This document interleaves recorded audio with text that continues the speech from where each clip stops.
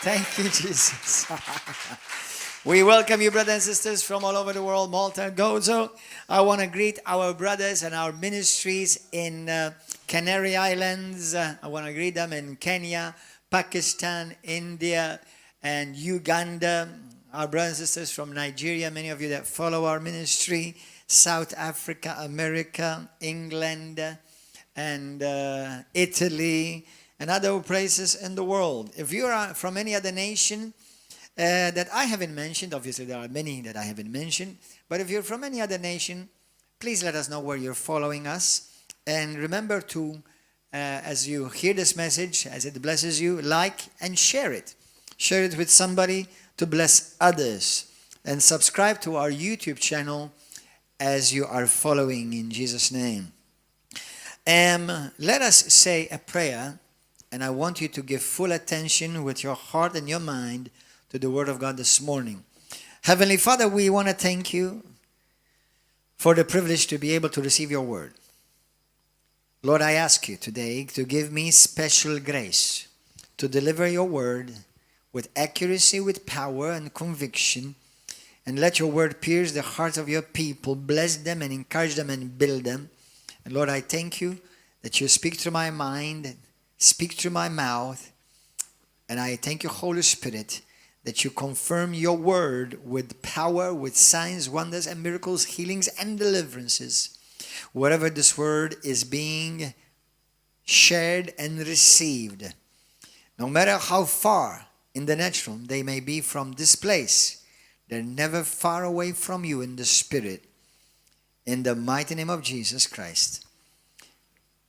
Brothers and sisters, today, one of the things that I want to start by saying to you is that there are certain things, certain subjects in the Bible that without this particular theme, you can't understand. I want to begin by saying that the Bible is a book of covenants. That's why we call it the Old Covenant and the New Covenant. So if you do not have an understanding, a very strong, clear understanding of blood covenant, you will not understand the Bible, period. Because everything that God does, He does through covenant. Everybody says that. Everything God does, come on, say it. Everything God does, He does through covenant. And when I say covenant, blood covenant. As a matter of fact, I'll say another thing.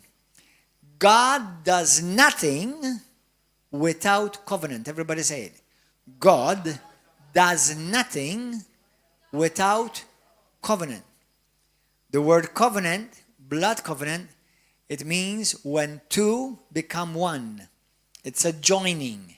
Something was broken and now something was made whole again. Today I want to share with you what the Lord has put on my heart. About a week ago, I felt in my spirit a nudging by the Holy Ghost to talk to the church about the blood of Christ and the power of the blood covenant. I have preached about this several times, but there's always a difference. There's always new teaching, new revelation. The word doesn't change, but our revelation of the word change because we're growing. Amen? If we go back to the very beginning, because this is where it all started, go to the book of Genesis. Genesis chapter 3. We know that, as the Bible clearly states, that Adam and Eve, they walked with God, they were one with God, they had no fear, there was no sickness, there was no disease, no death, no lack, nothing. Everything that belonged to God belonged to them. They were created in the image of God. But when they sinned, they lost it all. When sin entered the world, they lost it all. They lost their position of favor with God. They used to have perfect favor with God. they lost it. I'm going to share with you just some points what they lost and what you and I lost through Adam and Eve. They lost their authority over creation. God had given Adam and Eve in Genesis 1:26-28 dominion and authority over all of his creation. What they were supposed to be masters of, they became slaves to. So what they were dominating over, it ended up dominating them. A very important point 3. They lost their identity as sons and daughters. And they became now slaves. So Adam and Eve, the Bible says that Adam was called the son of God. When they sinned, he became a slave to sin. They lost perfect health, perfect strength, and they began to become sick. Sickness is a form of gradual death. They lost immortality and they started dying. They lost peace, shalom, and now there was a separation between them and God. The wonderful thing about the God that we serve is that nothing can give or take God by surprise. Everybody say this: nothing takes God by surprise. How many of you think that God, when Adam and Eve sinned, he was surprised? Anybody think that he was surprised? Not at all. Because he knows everything, knows the end from where? From the beginning. God knows the end from the beginning. Amen? Hallelujah. You know, when I was a young Christian, and even more before I was a Christian, I used to question myself, and I used to question the Bible, like many Christians who may not have that understanding yet.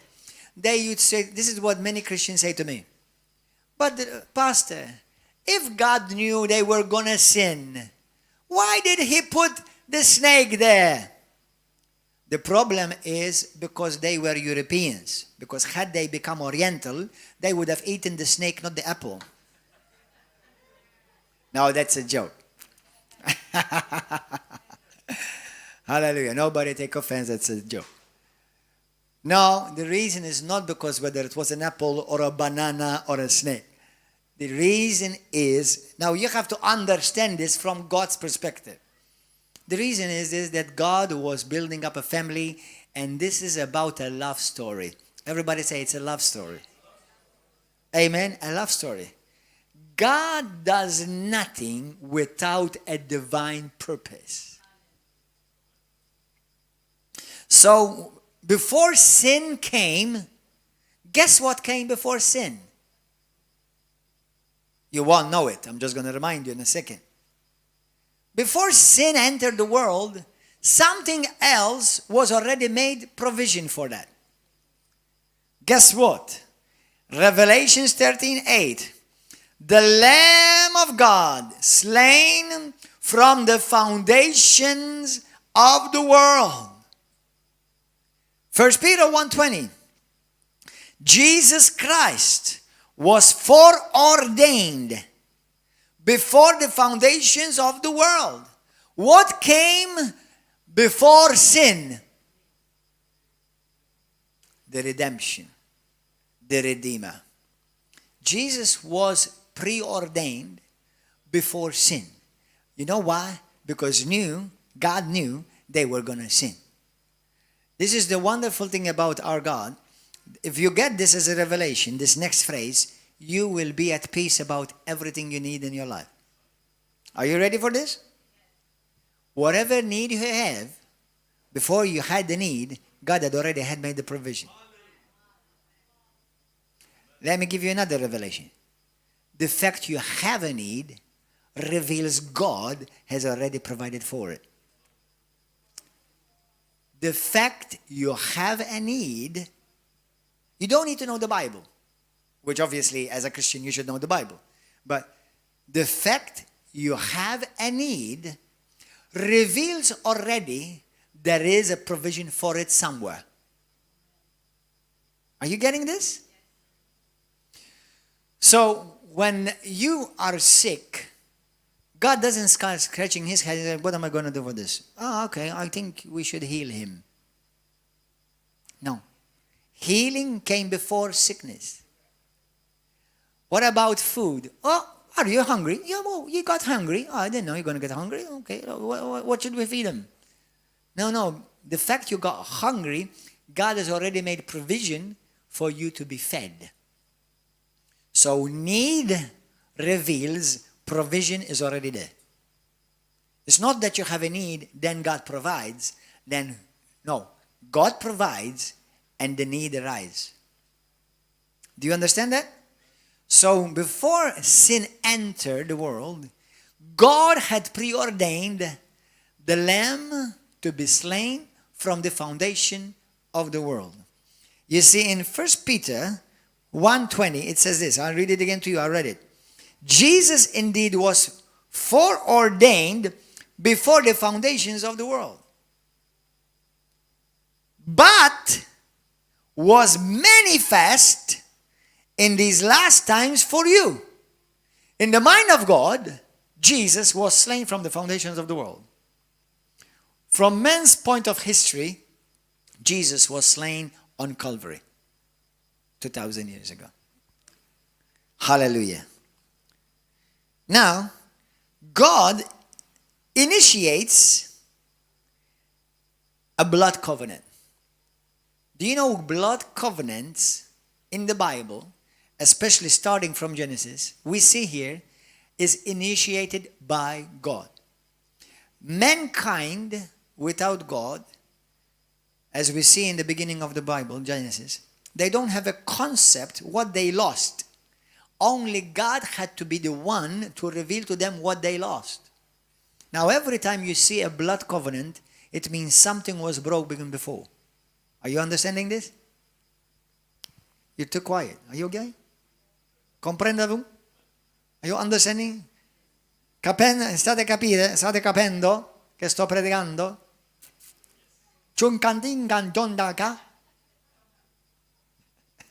That was a bunch of nothing.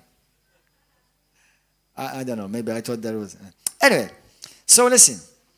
In the Old Testament, God was not taken by surprise. He himself prepares the offering, the solution, and the substitute from the foundations of the world. In the book of Genesis, go to Genesis 3 now, verse 7. Adam and Eve sinned.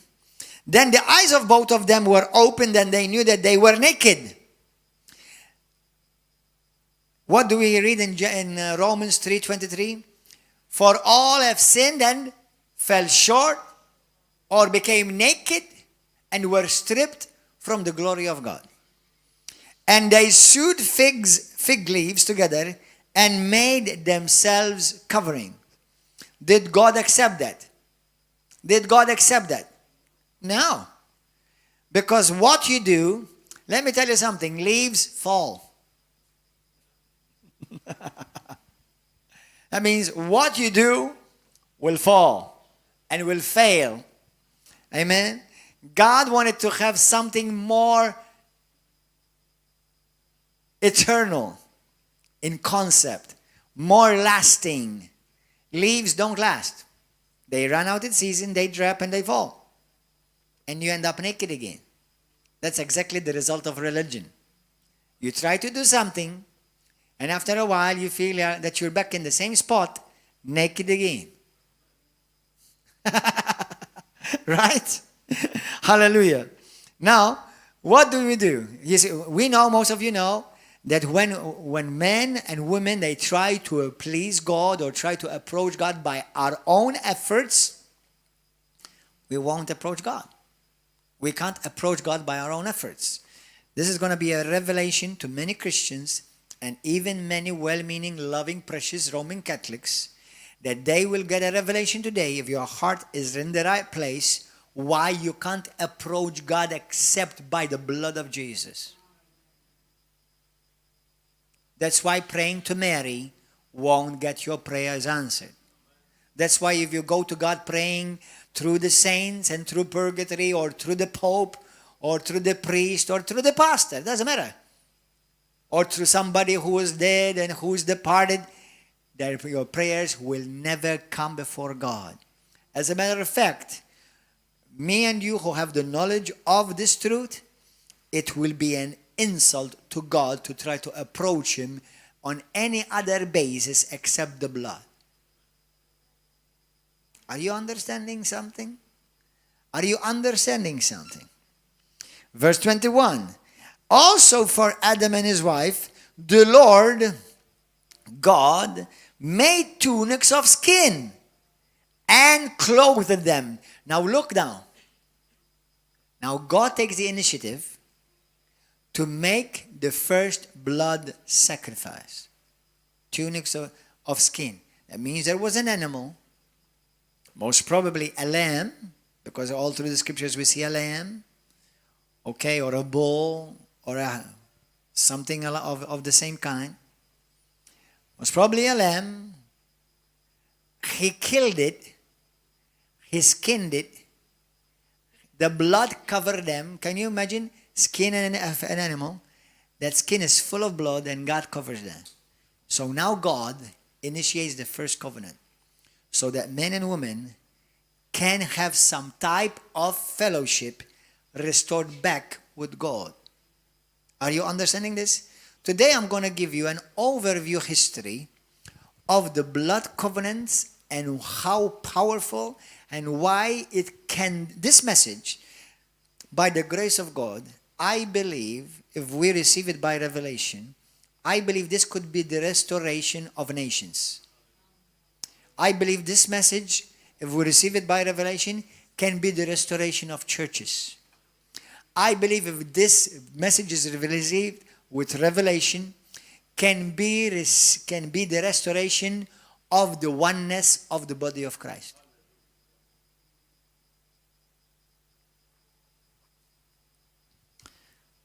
Hallelujah. God instituted the blood sacrifice because each time a lamb was slain, look at this. How many of you ever thought to yourself, why all those lambs slain? Why is it necessary? Look, God in the beginning initiates a covenant.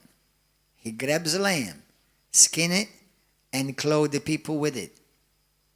So God now is telling people, is telling humanity, this is the only way you can approach me. Everybody say that. This is the only way humanity can approach God, on the basis of the blood of the Lamb. Say it. That's why no prophet, no religion, no amount of your good works will ever access you into heaven.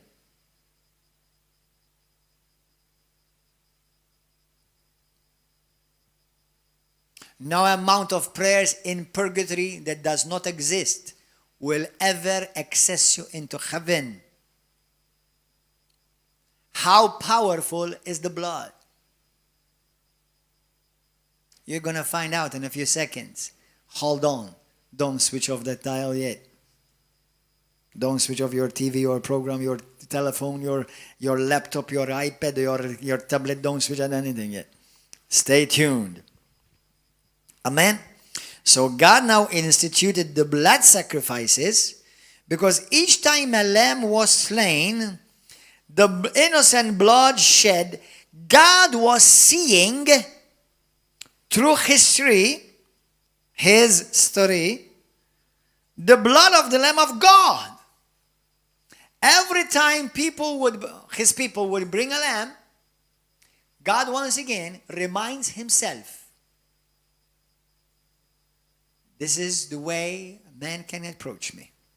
And one day, I will send myself a lamb and deliver mankind. Amen? So So it was a constant reenactment for God. In the mind of God, millions of innocent lambs were slain, so that people of God can enter his presence temporarily without being fried or killed. It was a constant reminder. Jesus is coming. Jesus is coming. In the book of Genesis, in chapter 4, go there, God speaks to Cain and Abel, and it says here that God rejected Cain's offering, verse 3, but he honored Abel and his offering. Why is it? Let's read it. And in the process of time, it came to pass that Cain brought an offering of the fruit of the ground to the Lord. Abel also, what did Cain brought to God? The fruit of the ground. Listen, what did God say in Genesis 3? Cursed is the ground. What did Cain bring to God? A cursed offering.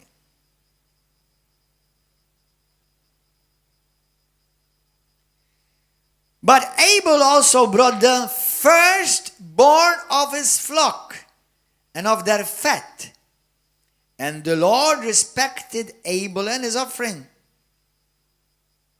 Listen to this. Who were Abel and Cain? Cain and Abel, who were they? The children of who? Both Cain and both Abel saw and heard their papa teach them that the only way we can approach God, please God, honor God, be accepted by God is through the blood. Are you understanding this something? How many of you did not know this? Lift up your hand. How many of you did not know this? Praise God. So you're learning something this morning. Thank you. What I'm about to continue to share with you is going to transform your life, your family, your finances, your health, your children, everything, your destiny, your family, your job, your career, your ministry. Glory to God forevermore. Amen.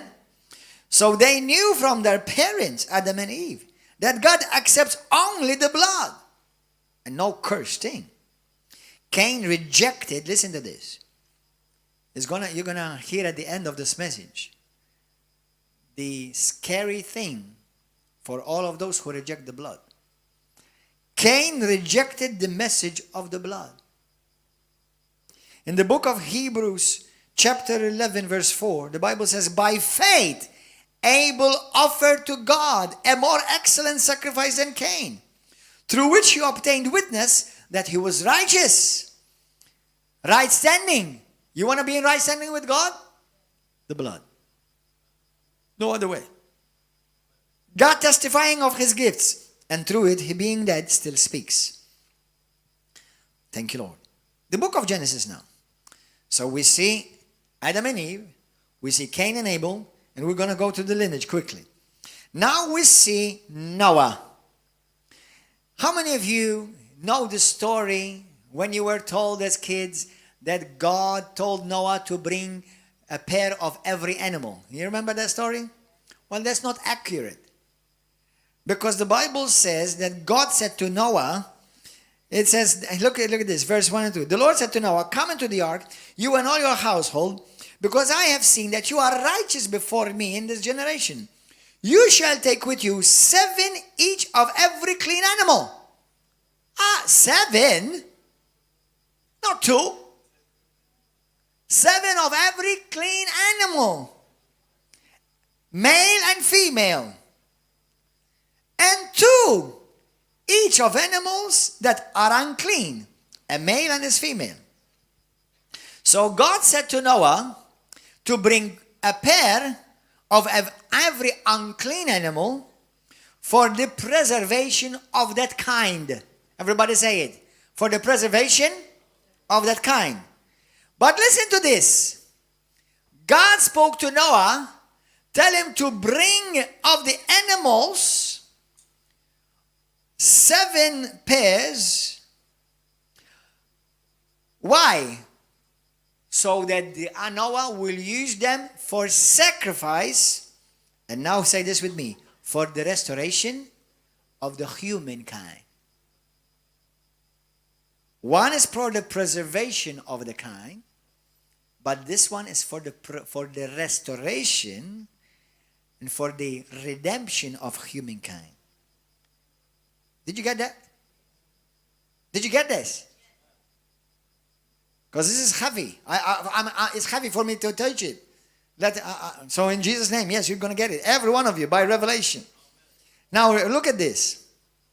In Genesis 8, verse 20, Genesis 8, verse 20, then Noah built an altar to the Lord. What did he do? What does an altar represent? Everybody say, a blood sacrifice. Now this was after the 40 days and 40 nights, and there was more. It was all, by the way, did you know that Noah in the ark was almost for 1 year? We think it was just for 40 days.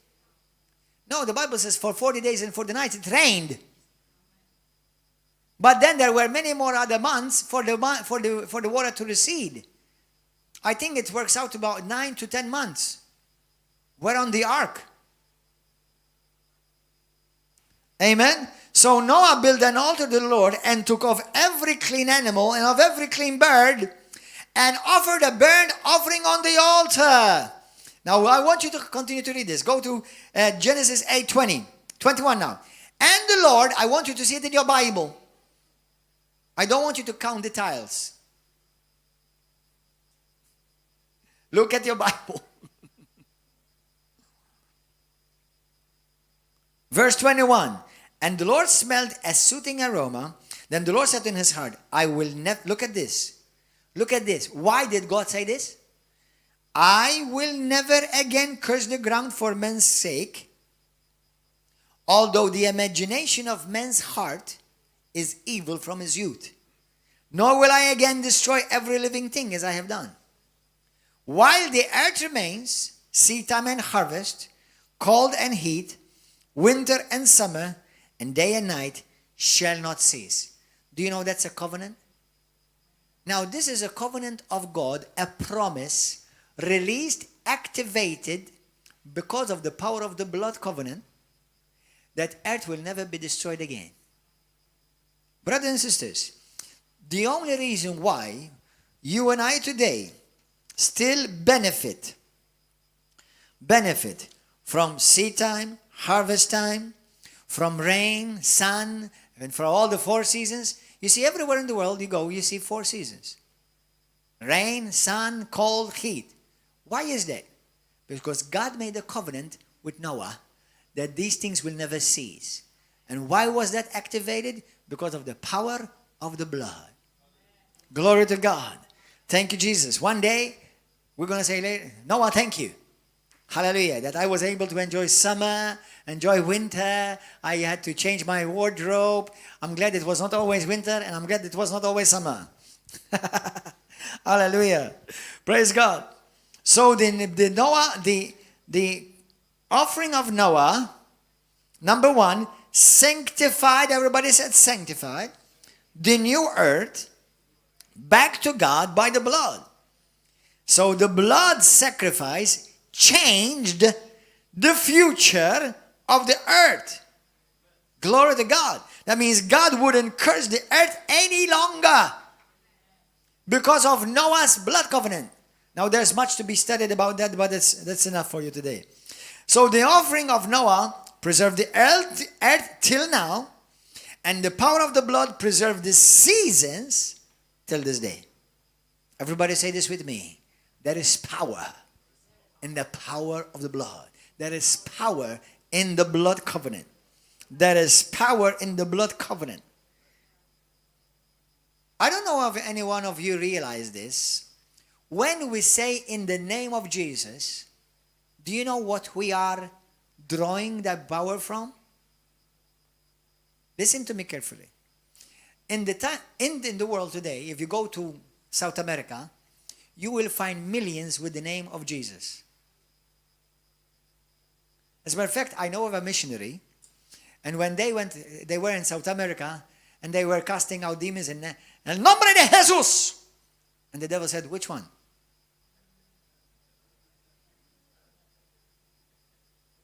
Do you know why?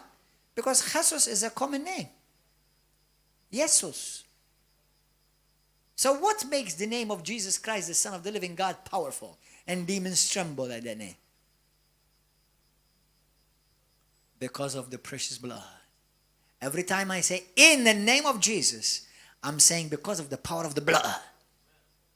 That's what you're saying every time you say, in Jesus' name. It's not like a nice cliche prayer, and at the end I say, in Jesus' name, amen. No. Every time I say a prayer, and I speak in the mighty name of Jesus Christ, there is power released from the blood in heaven. Power released from the power of heaven. Power released from the throne room of heaven. Power released from that ark of mercy. The blood of Jesus in heaven. That's why demons tremble. So, if you find any Christian and tells you, but why do you talk about so much about the blood? Without the blood, there is no Christianity. Hello. A bigger clap and applause of praise, amen, to Jesus. Come on, everybody, shout a wonderful hallelujah. Without the blood of Jesus, there is no Christianity.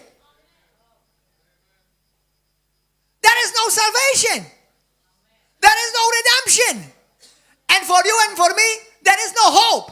Only hell.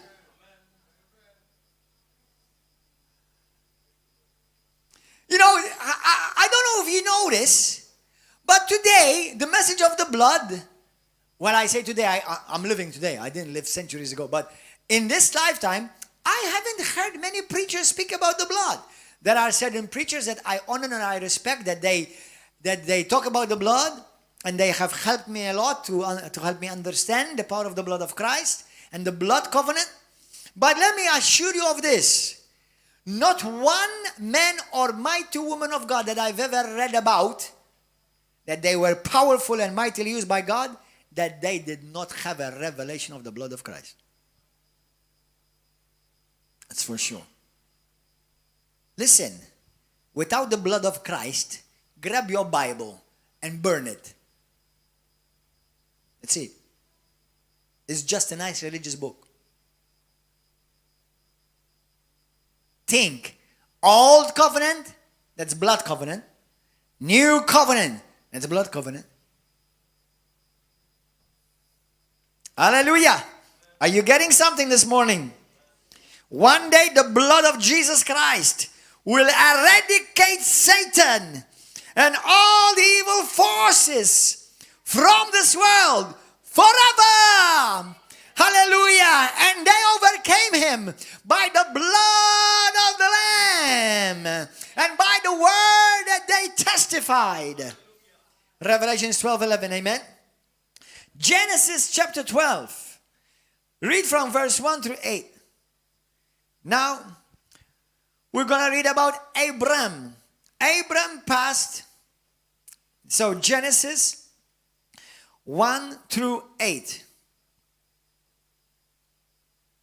Hallelujah. Genesis 12, right? I'm going to read to you the verse 7 though. It says this. Then the Lord appeared to Abram and said, to your descendants I will give this land. And this is after God, he left his hometown and went to the land that God told him, I'm going to give you. And the Lord, and there Abram, he built an altar to the Lord who had appeared to him. Verse 7. I want you to write, if you're writing notes, write these things down. The blood triggers, validates, activates the promises of God. Let me share this with you again. The blood covenant, say it with me, the blood triggers, validates, activates the promises of God. God does nothing apart from blood covenant. The power, now listen to this. The power of the blood attracts the power of the Holy Spirit. The power of the blood attracts the power of the Holy Spirit. If you read certain revivals, about certain revivals, you will find that where the blood of Jesus was magnified, demons were manifested and left people. Today, we apply the blood of Jesus Christ by faith every day. Every day. But Pastor, do I need to do that? You're going to find out in a moment. Do I need, just like every day I wake up and praise God. Every day I give thanks. Every day I ask God to forgive me of sins that I may have even committed in ignorance. Remember, for those of you who may be new in the faith, that you are saved spirit instantly. You're being saved in your soul gradually, and you will be saved in your body eventually. So there's a gradual, continual redemption, and there's a continual, gradual salvation. Instant, gradual, eventual. Spirit, soul, and body. Are you understanding that? 1 Thessalonians 5, 23, 24. Amen. Hallelujah. Now, we're going to look at the Isaac and Jacob, who later became Israel. Isaac in Genesis 26, 23, especially 25, the same thing. When Isaac came to his place, to the land of God that God showed him, verse 26, it says, he built an altar there and called on the name of the Lord. And he pitched the tent there, and there Isaac, the servant, dug a well. So once again, we see Isaac establishing God's promises, God's covenant, through an altar, and the altar always represented an offering, the blood offering, a blood offering. Genesis 33, after Jacob had married, gotten 2 girls from Laban, hallelujah, get one and buy one, marry one and get one free.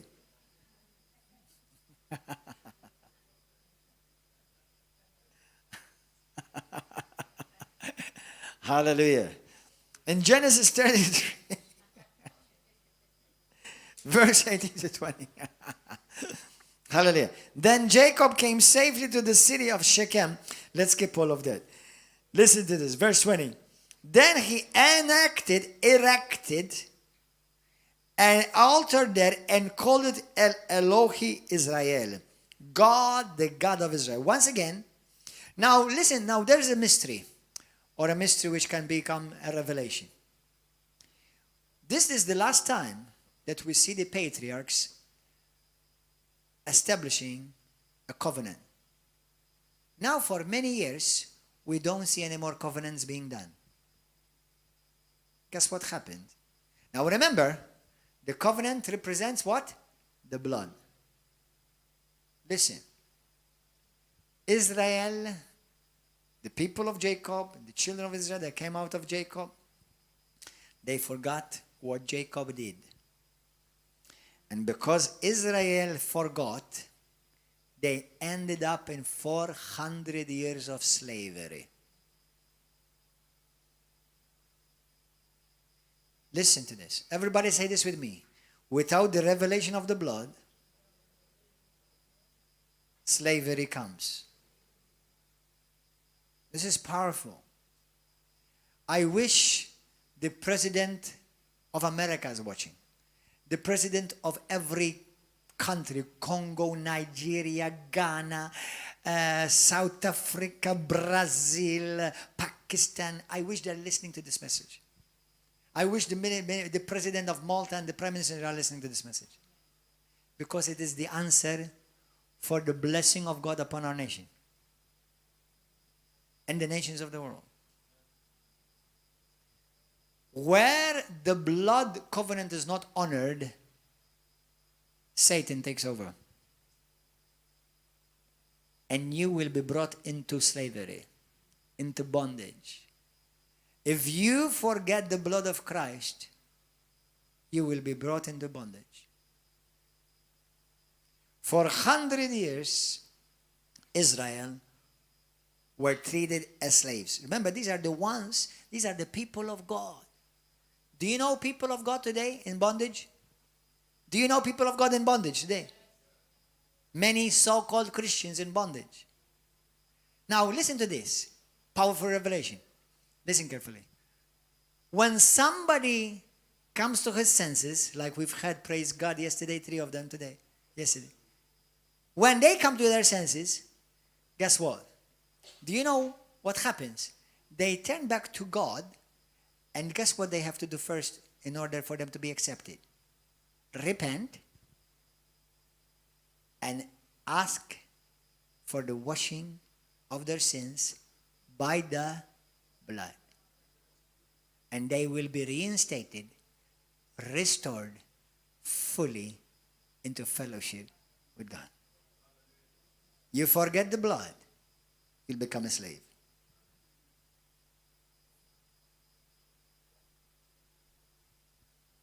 Amen. Hallelujah. Thank you, Lord. So now, God in His mercy, everybody say in His mercy, once again comes to Israel, just like at the beginning. And He speaks to Moses, and He gives Moses instructions what Israel must do in order so that God will walk with them again. And God introduces the blood concept to Israel again and brings them out of bondage. Exodus chapter 12. Go there. Are you enjoying this? Verse 13 through 14. Now this is the Lord speaking. Now the blood shall be a sign. We see God introducing the blood. Listen, you can't expect God to bless you where there is no blood covenant. Now, every time today we have communion, and that's why I encourage you to have communion regularly. And don't wait until you come to your church assembly to have communion. If you read the book of Acts, communion was done in houses, in homes. Okay? Now, obviously, we will do it in the church assembly too. But you can do it daily at home. Do it regularly. Listen, when you have time by yourself with the Lord, do communion. You and God.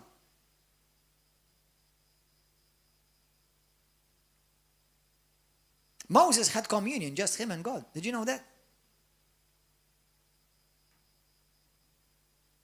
Amen. Abraham had communion, just him and God. Did you know that?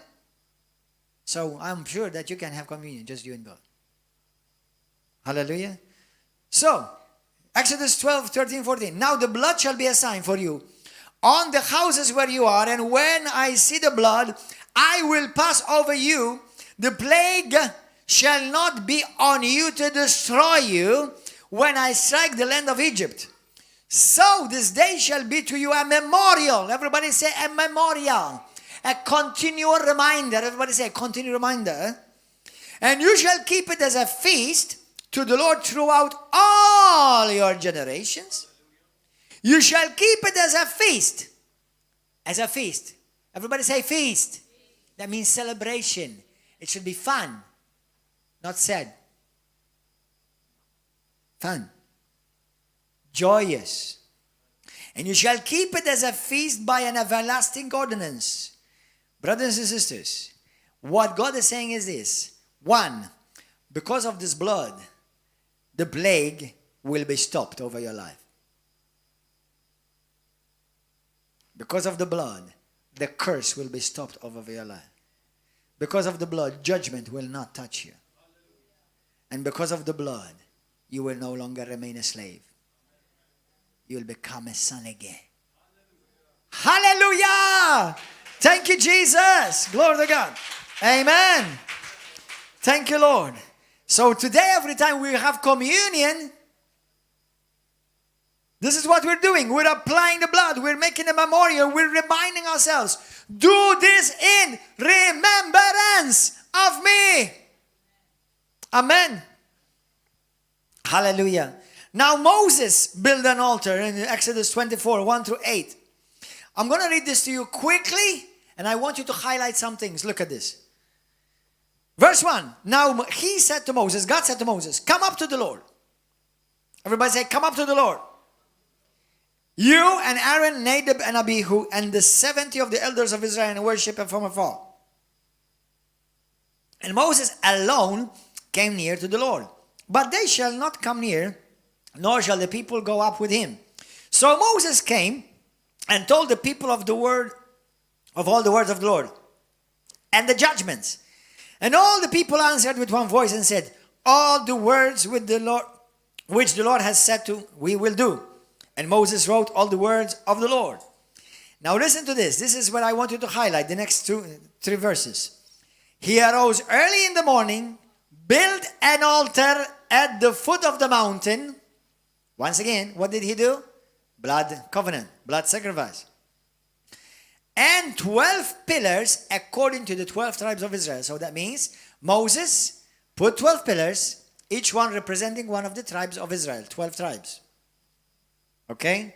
Now, then he sent young men of the children of Israel, who offered burnt offerings and sacrificed peace offerings of oxen to the Lord. Moses took half the blood and put it in basins, and half the blood he sprinkled on the altar. Verse 8 at the end. Moses took the blood, sprinkled it on the people, and said, this is the blood of the covenant which the Lord has made with you according to all these words. Now, listen to me. Holy Spirit, help me and help your people to understand with greater revelation, because there's so much power in that precious blood of Jesus that we still don't understand, and we want to grow in that understanding. We want to grow in revelation, Lord, of the blood of Jesus. Moses did the sacrifice. Now imagine this, today in this congregation, how many lambs do we need, more or less, to be sacrificed for all of you today? 50 lambs? What about 3 million people? How many lambs need to be sacrificed? The way of the cross, the way into the most holy place, was called the way of the blood. If you enter the temple, you know, sometimes we see pictures of the temple, how it was in the Old Testament, and we see it all with gold and beautiful. Listen, it didn't always look that beautiful. Sometimes it looked very macabre. Why? It was sprinkled, washed constantly with the blood. Everywhere is blood, blood, blood. One day, there was somebody who tried to mock the things of God concerning the blood. They said, oh, the Bible is full of blood. There's so much blood shed. Let me give you a preview. Do you know what's going to happen to the world when they reject the blood? I'll leave you in suspense until the end.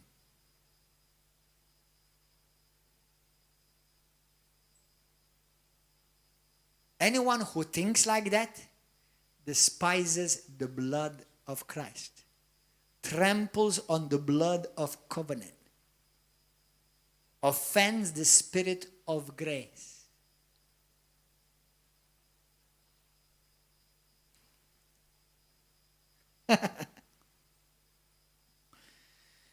Thank you, Holy Spirit.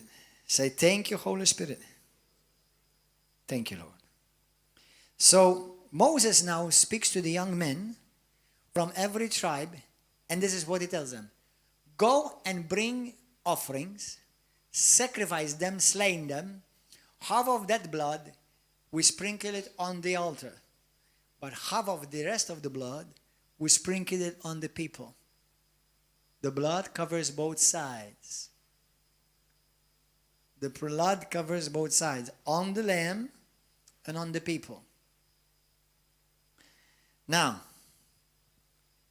let's imagine instead of Moses and the young men from the 12 tribes, we have Moses or a Moses or an apostle to a nation or to that nation,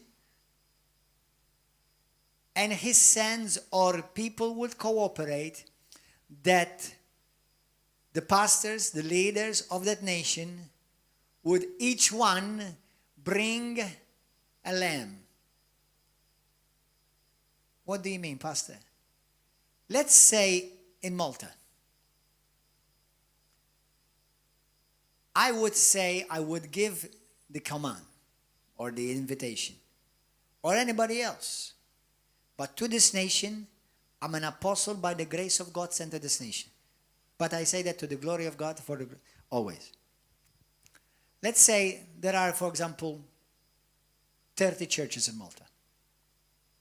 With the good, the bad, the nice and the ugly, irrelevant of all of that. What we agree, what we disagree, irrelevant all of that. And each leader representing his church and his community, we come together and we come and bring a memorial before God. It's called communion. Remember, when you brought the blood, you don't just bring the blood. You repent, confess sins, and the blood appeases and covers. Imagine if this had to happen in a nation. All the leaders of the Christian leaders of that nation, all of them irrelevant. Well, if he's going to be there, I'm not going to go. I understand. You may have a good reason. You may have a dumb reason, irrelevant. Let's forget all of that. But we come, leaders of the nation, Christian leaders, lifting up the lamb, lifting up the blood, coming together with humble heart repentance and removing the pointing of the finger from the midst of us. I wonder what God would do to our nation. The moment we reenact, activate the blood covenant, the blessings of God will fall upon this nation. And I will believe is the key to revival.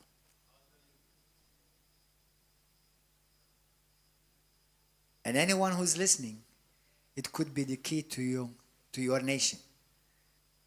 I believe it is the key to every nation.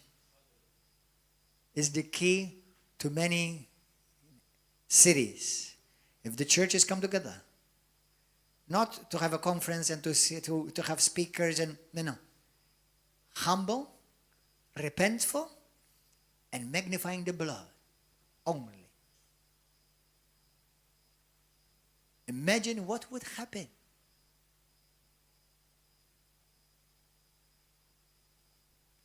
I encourage apostles and bishops to take the initiative. May God Almighty have mercy while time still remains. Because this may depend the salvation of that nation on it. How many of you understand what I'm talking about? Anybody is getting something? Hallelujah. By the way, what I'm saying actually happened in several nations. As a matter of fact, one of them is in Argentina, happened similar to that. And several other countries and cities all over the world. That leaders, pastors came together and did that. Revival hit that city. Seriously. Hallelujah. Thank you, Lord. So now, in the book of Hebrews chapter 9, verse 9 to 12, I love this scripture. I'm almost going to be done in a moment. By tomorrow, we'll be done, brothers and sisters. But listen, a message like this, it's not for the sake of saying a lot of things. I don't want to preach long for the sake of preaching long. I like to preach 30 minutes, although that's a miracle for me. It's a strain. I don't know why. Some people preach in 50 minutes and they're done. For me, 50 minutes is my introduction. But the concept is not how long, but how deep revelation is getting into your spirit. Because a revelation can be in 15 minutes, a revelation can be in 1 hour, it doesn't matter. It could be 1 second. But the thing, there's so much that God is delivering to us in this message. May we grab hold of it. Amen? Hallelujah. Hebrews 9:19-22. For when Moses had spoken every precept to all the people according to the law, he took the blood of calves and goats and with water, scarlet wool, and hyssop, and sprinkled both the book itself and all the people, saying, this is the blood of the covenant which God had commanded you. Then likewise he sprinkled with the blood both the tabernacle and all the vessels of the ministry. According to the law, almost all things are purified with blood, and without shedding of the blood there is no remission. Or there is no deliverance. There is no freedom without the blood. Brothers and sisters, those beloved brothers and sisters who are so eager of wanting to keep the law, even those who may even succeed to keep the law, which none of you will, I promise you, none of you will. Still, if you kept the whole law, you go straight to hell. You know why? Because in the Old Testament, you were not made righteous by the law. You were righteous by the blood. So why was the law there? To remind them that they need the blood. To remind them that they're sinners, they've messed up, and the only way they can access the presence of God is through the mercy seat, the bloodshed of an innocent lamb.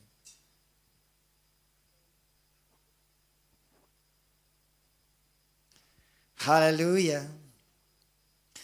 In the book of the Gospels, we see that Jesus Christ was pierced 7 times or shed his blood 7 different places.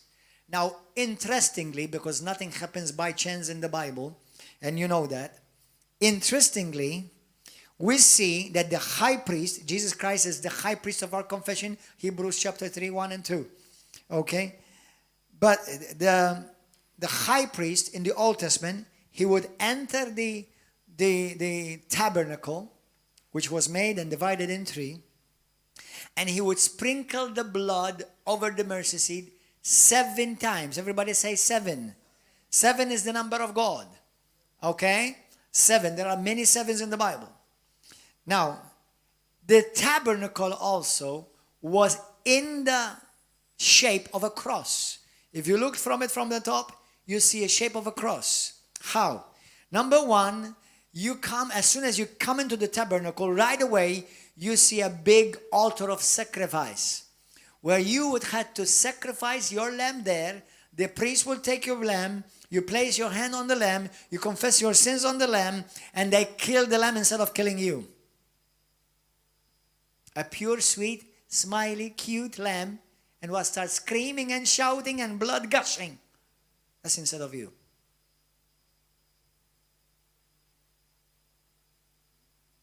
Are you feeling comfortable about that? Some of you are thinking about lamb chops right now? Or lamb kebab?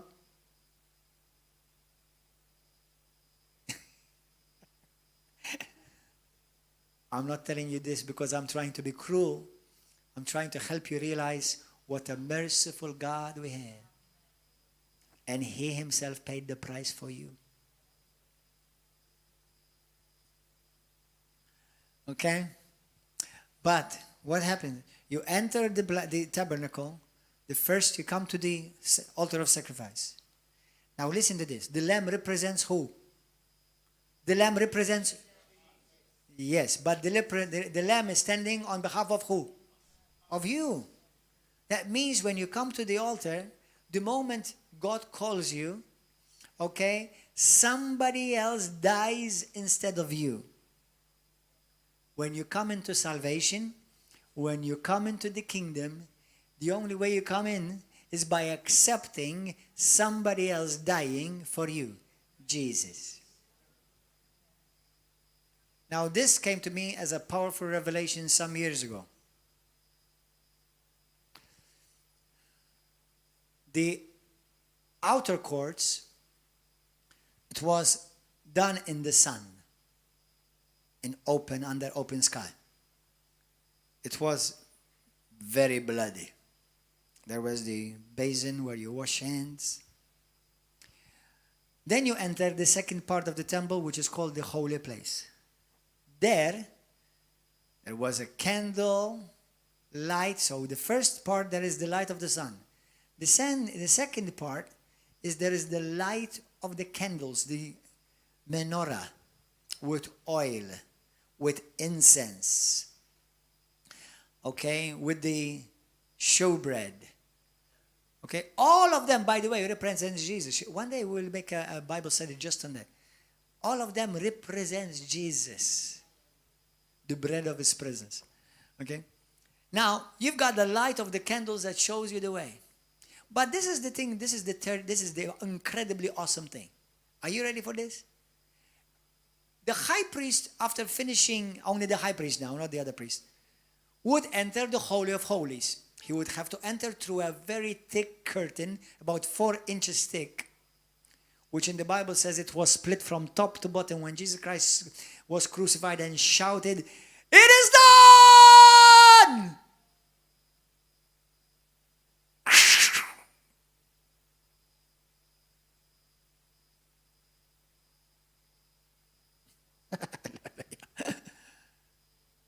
He would have to go through this curtain,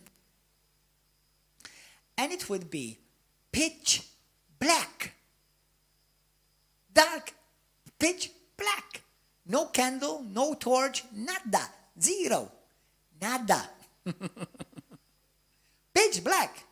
So my reasoning and your reasoning would be, so how is he going to see where he sprinkles the blood? Listen. As soon as the high priest would sprinkle the blood, listen, the blood would cover the surface of the mercy seat. Under that mercy seat was the law. God would be on top. He no longer sees the law. He no longer sees what accuses you and I, but now he sees the blood of his son Jesus. And the moment the blood is shed and covers that seat, the glory of God.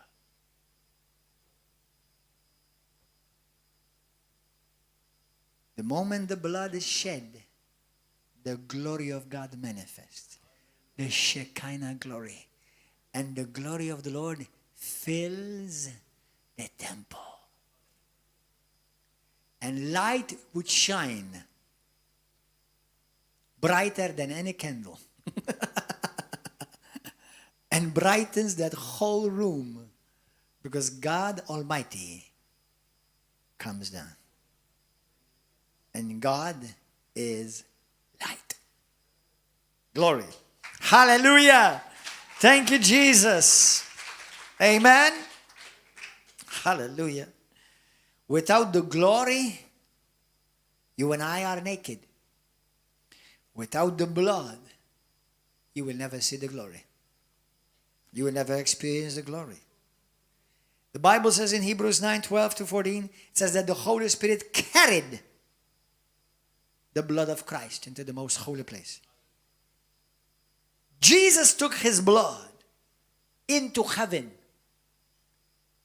That is, you see, the blood of Christ was taken to the throne of heaven. Until this very day. Do you know what's saying?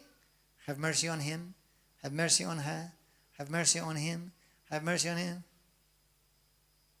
For the blood of Christ speaks till today. And what does it say?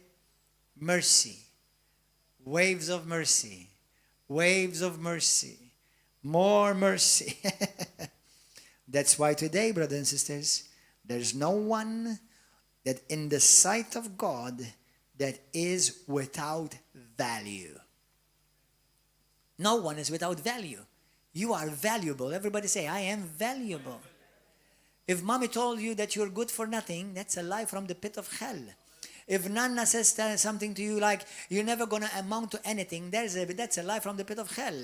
If daddy told you that you were born by mistake, that's a pit of hell. You are valuable.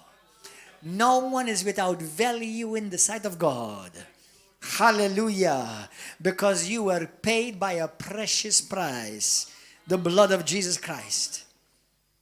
Hallelujah. There is no one that cannot enter heaven now. There is no one that cannot receive forgiveness of sins and freedom from the bondage and slavery of sin and Satan. Everyone who draws near to God by the blood of the Lamb of God, Jesus Christ, now has loosened from the bonds of sin and is free, forgiven once and for all. You see, in the book of the Gospels, let me mention 7 places where Jesus shed his blood. Number 1, Jesus shed his blood the first time was when he was in the garden, in the Gethsemane, where he was praying and he was saying to the Lord, if it is possible, remove this cup from me. This was the cup of the wrath of God that Jesus was going to drink and lick. He bled sweat and blood.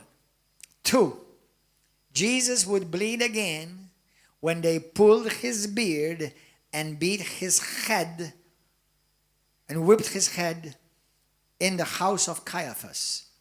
In Isaiah 52, verse 13 to 15, he says how his visage was destroyed.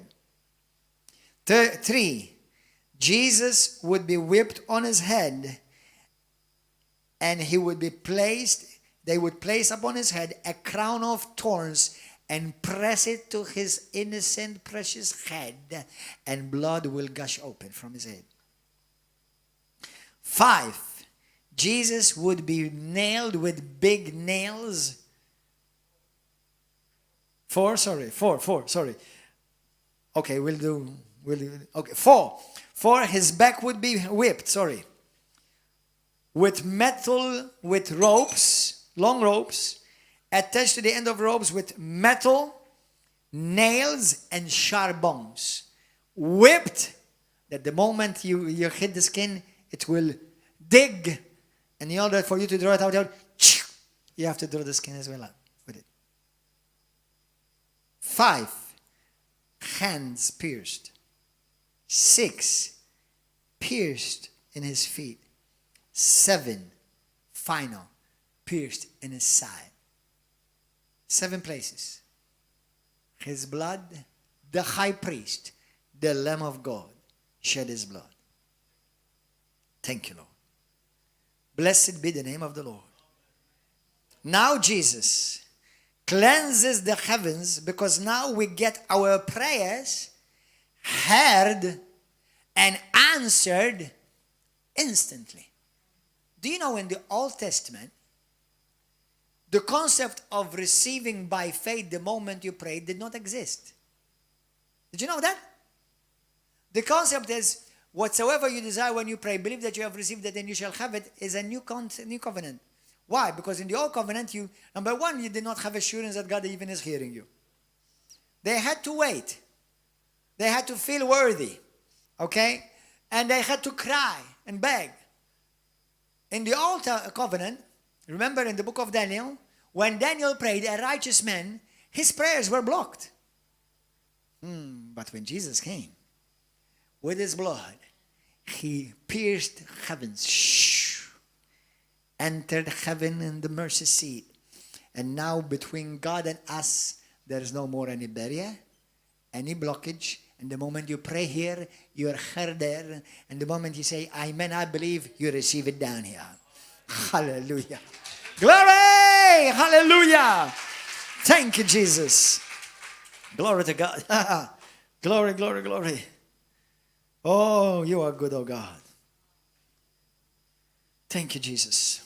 Without the blood, there will be no access to salvation. No prophet, no religion, no church institution can save you. Only the blood of Jesus. There will be no access to the presence of God. Without the blood, there is no access to forgiveness. Without the blood, there is no access to healing, bodily healing. Without the blood, there is no access to deliverance. Without the blood, there is no blessings or prosperity. Without the blood, there will be no fellowship with God. In the book of Exodus 25:8, when the Lord speaks to Moses and tells him to come up and tells him what he needs to do. And now this is the powerful part, one of the most powerful parts. In the Old Covenant, Moses had to go up to God and bring news to God, to bring news to the people of God, what God said. But when God said to him, now Moses, what I've told you to do up here, do it down there. So you will no longer need to come up here, but now because you're going to bring the blood down here, I will come down. Do you understand?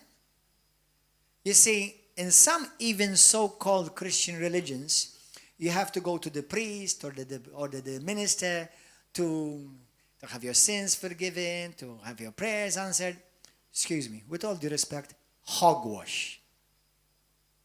He has come down now. Because there is the blood of Jesus. There's no need anyone for you to pray for you. Now, we pray for one another, but you can pray for yourself and your prayers will be instantly heard because there is the blood of Jesus. And the blood of Jesus, listen, access you to the presence of God, and the blood of Jesus access God into your presence. Hallelujah. So we enter God's presence and God enters us. Hallelujah. Glory. Thank you, Jesus. We no longer need to go up to the mountain because God came down to us. Blessed be the name of Jesus. Get a revelation of the blood. Say it with me. Say, Father, give me a greater revelation of the blood of Jesus Christ. He is the Lamb of God that takes away the sins of the world. In the book of Hebrews chapter 10, the Bible says,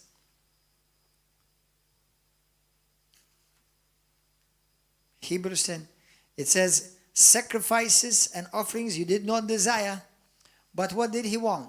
But a body you have prepared for me. Amen. Hebrews 10:5. So now Jesus is that sacrifice. Jesus is the one that speaks on your behalf. The blood of Jesus Christ accesses you, gives you supernatural favor, restores you back to everything that we've lost. That's why, because of the blood, we are saved, we're being saved, and we will be saved. Every day, I want to encourage you, have communion with this revelation of the blood. Because you're celebrating, you're commemorating, and you're reenacting the blood of Christ Jesus' sacrifice.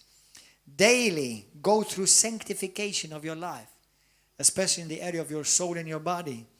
The Bible says in 1 Peter chapter 1, 1 Peter chapter 1, it says, Peter an apostle, it says here, verse 2, elect according to the foreknowledge of God the Father in the sanctification of the Spirit, the obedience and the sprinkling of the blood of Christ Jesus. Every day. Every day. Hebrews 12:24, Jesus is the mediator of the new covenant and of the blood of sprinkling that speaks better things than that of Abel. The blood of Christ is constantly speaking on your behalf and my behalf. And I want to finish with this. In the book of Job, chapter 1, I'll finish with this scripture. And then the other scriptures, I'll give you references and you look at them later at home. In the book of Job, chapter 1, are you enjoying this? Did you enjoy this? Did you receive something today? Are you going to take something with you home that will never leave you to be the same again? Chapter 1 of Job, verse 5. So it was when the days of feasting had run their course that Job would send and sanctify them, and he would rise early in the morning and burn offerings according to the number of all. For Job said, it may be that my sons have sinned and cursed God in their hearts, that Job did this regularly or continually. Now, interesting, Job had a revelation of the blood covenant. obviously, based upon the revelation that he had, we see that Job constantly offered blood sacrifices on behalf of his children, on behalf of his family. Now in verse 9 it says, Satan came to God and said, does Job fear God for nothing? Have you not made a hedge, made a hedge round about him, 1, around his household, 2, his family, around all that he has on every side, 3, and have blessed the work of his hand, 4, and the possessions have increased in the land, 5. Now from this, we get a glimpse. There are 5 things the devil wants to attack in your life. 1, you. 2, your family, your children. 3, your house, your car, your material possessions. 4, your career, your job, or your ministry. 5, your name and your influence. What did Job offer sacrifices for every day? For days. So today, one of the things I want to encourage you to do every day is apply the blood of Christ by faith over these 5 areas of your life. And we're going to pray. We're going to do it together. Amen? Now, I gave you a bit of a preview earlier. What will happen to those who reject the blood of Christ? Listen, I'm going to give you this. I found 1, 2, 3, 4, 5, 6, 7, 8. 8 scriptures in the book of Revelations about the judgments of God. Guess what the judgments are going to look like? Moon like blood, Revelation 6:12. Hail with blood, Revelation 8:7. The third part of the sea became like blood, Revelation 8:8. Rivers turned into blood, Revelation 11:6. Blood came out of the wine presses, Revelations 12:14. The sea and all that is in it became blood as of a dead man, Revelation 6:3. The rivers and the springs of water, they all became blood, Revelation 6:4. And they all received and gave them blood to drink, Revelation 6:6. You escape the blood of Christ, you will still have to face the blood of judgment. And Revelations 19:12-13. And his eyes were like a flame of fire, and on his head were many crowns. He had a name written that no one knew except himself. He was clothed with a robe dipped in blood. There is power in the blood of the Lamb. And his name is called the Word of God. And the armies of heaven, clothed in fine linen, white and clean, follow the trail of the blood. Wow. Brothers, go home, chew,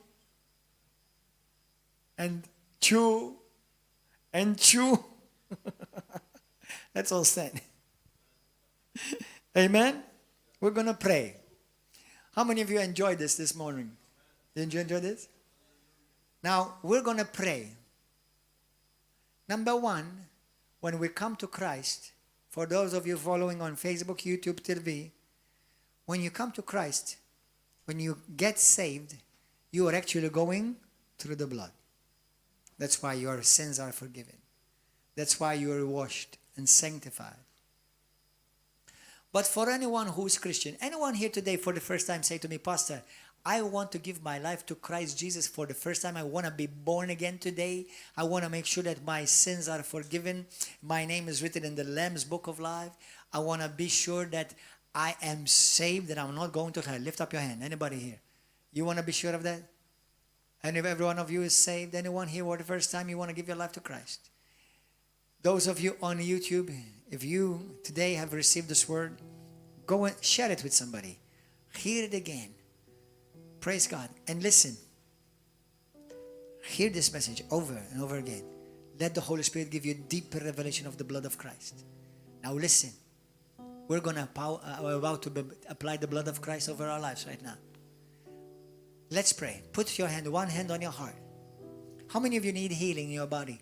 Lift up your hand. Anyone need healing in your body? Is there power in the blood for you to be healed? I don't need to lay hands upon you. As you know, we do pray to the laying on of hands. But if you get a revelation, you will be healed. Ask God to give you a revelation daily. Since just recently, I'm asking the Lord to give me a deeper revelation of the blood. Brothers, everything flows from it and nothing flows without it. Everything. Deliverance, healing, blessings, prosperity, relationships, restoration, reconciliation, everything. Everything. Those of you on Facebook, YouTube TV, if you want to give your life to Christ today and give thanks to God that the Lamb of God was slain from the foundations of the world on your behalf, but made manifest to us in these last days, say this word, say this prayer from your heart right now with me. Say it from your heart. You're standing in front of God. God is about to accept you into His heart because you accept His Son Jesus. Say this prayer with me. Say, Heavenly Father, I thank you for the precious blood of Jesus Christ. Thank you for this word. Thank you for deep revelation of this powerful truth. I realize without the blood of Christ, there is no forgiveness of sins. There is no eternal life. I cannot enter heaven. I cannot be saved. Today I accept the blood. I honor the blood of Jesus. And I ask you, Lord, come into my life. Be my Lord. Be my Savior. Deliver me, Lord, from every bondage of the enemy. From the spirit of slavery. From the spirit of addiction. From every spirit of sickness, disease, and infirmity. On His back, Jesus bore my sicknesses, bore my diseases, and by His bloody stripes, I was healed. I decree today that my sins are forgiven because of the death, burial, and resurrection of my Lord Jesus Christ. And I decree today that every sickness, every disease, every pain, every ailment in my physical body, I renounce it and I reject it and I command it to leave my body now, because the blood of Jesus, the blood of the covenant, has made me clean, whole. Life is flowing in me right now. Healing is flowing in me right now. Healing is flowing in your eyes. Healing is flowing in your ears. Healing of God, the healing life, the life and the Zoe life of God is flowing in your organs right now. I push out and push back every cancerous cell.